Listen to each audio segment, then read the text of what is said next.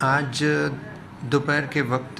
Police inspector Kamrej और उनकी team को एक रिलायबल सोर्स से इन्फॉर्मेशन मिली थी कि अहमदाबाद से मुंबई जाने वाले रोड पर एक एम्बुलेंस GJ18U8912 में जाली नोटों का बहुत बड़े मात्रा में ट्रांसपोर्टेशन होने वाला है।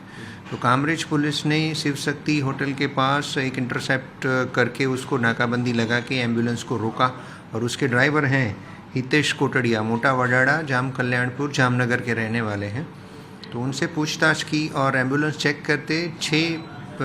पेटियों में 1290 पैकेट 2000 की नोट के मिले, जिसका डिनोमिनेशन वैल्यू 25 करोड़ 80 लाख जितना होता है।